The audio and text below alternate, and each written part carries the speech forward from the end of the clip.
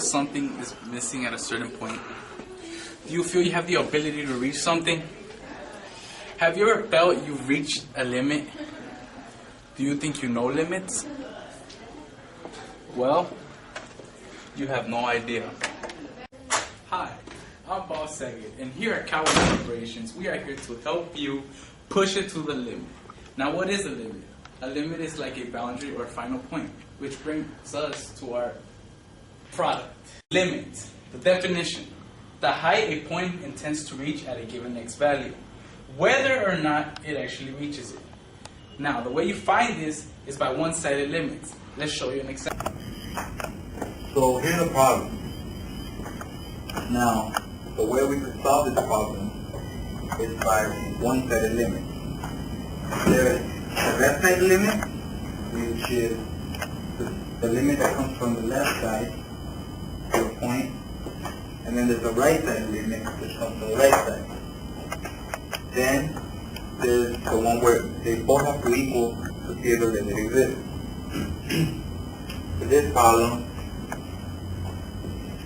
limit f of x equals x squared as x is approaching 2. First you have to check out the left side of it.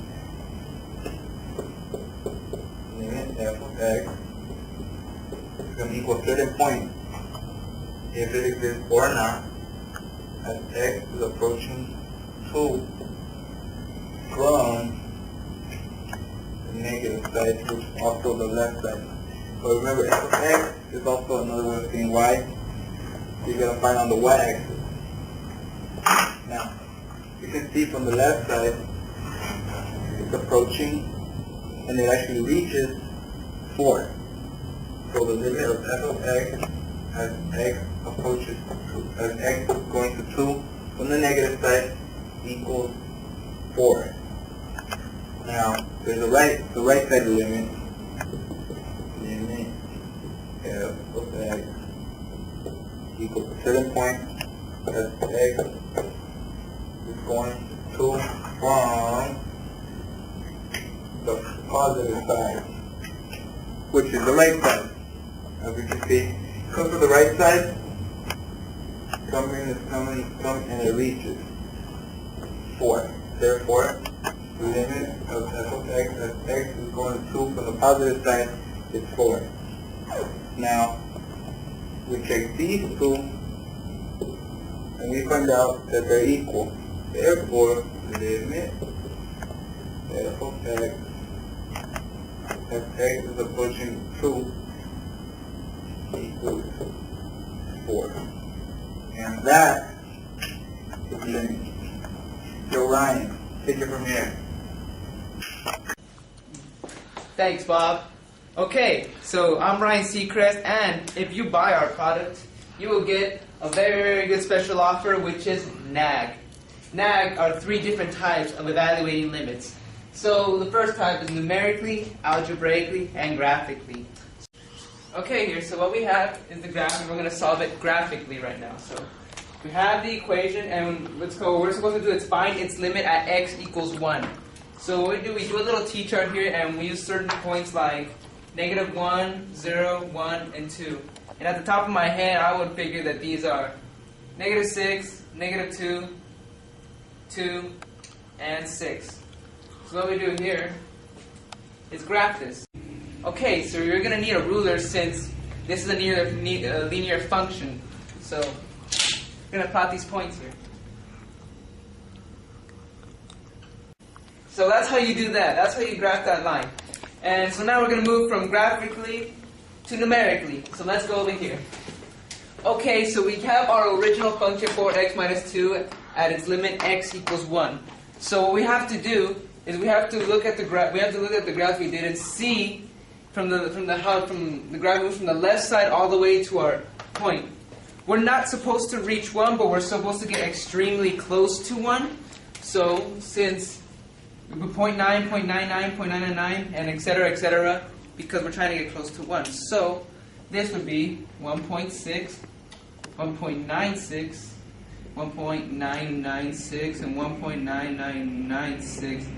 And for this 2.4, 2.04, 2.004, and you basically get the idea. It's going to keep on going up for an instantaneous amount of time and forever. And now, algebraically.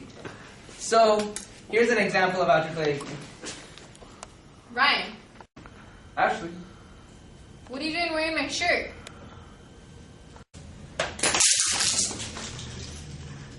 Algebraically. So, there are 3 ways to do this, to evaluate limits algebraically. The first one is substitution, which is the easiest one, obviously. All you do is substitute the x value into the equation. So here we plugged in the x value into the equation, and we end up getting 5, and that is our answer, and we're happy, yay! The next method is factoring, which is a little bit harder, but not really. Okay, so obviously plugging in the x value into this equation will give you 0 in the denominator, and that's an indeterminate form, which means you are not happy. Not happy. Okay, so what you do is you factor out the equation. So once you factor it all out, this is your equation. You get to cancel out x minus 3. So then you rewrite the new equation, the limit of x plus 3, because this is it right here, as x approaches 3 equals 6. Okay, so now we've come to our last way of evaluating limits algebraically, which is the conjugate. And we use this when factoring and substitution both don't work, because when we substitute negative 4 into this equation, we get 0 as in the denominator, which is the indeterminate form, and that means we are not happy. So we also see that we have a negative square root in the numerator, and we don't want that. So to get rid of that, we multiply it by the conjugate, which is the same part of the equation, only we change the addition sign into a minus sign. So, oh, and if you're going to multiply, if you do the top, you have to do the bottom. So this is what it's going to look like. Negative 2 minus the square root of negative x. All over negative 2 minus the square root of negative x. So for the numerator, to multiply it out, we'd use FOIL, but instead we're going to use the difference of squares. So we take the first term, negative 2, square it, minus the second term, which is the square root of negative x squared. And the square and the square root can cancel out, and when you're minusing a negative, these two terms become positive, so that will become 4 plus x, and then over this term, which is 2, 4 plus x, and negative 2 minus the square root of negative x. And now we see we can cancel out the 4 plus x in the numerator and denominator. So next, what we do is we'll restate the limit as 1, because we cancel this out, and now this just becomes 1. Over 2 times negative 2 minus square root of negative x, as x approaches negative 4. So what we do now is we go back to substitution and we plug in negative 4 in the x value. So let's see. What we get is 1 over 2 times negative 2 minus the square root of negative 4. Negative 1 times negative 4 is 4. The square root of 4 equals 2. So we have negative 2 minus 2 is negative 4. And then negative 4, this term ends up being negative 4. Okay.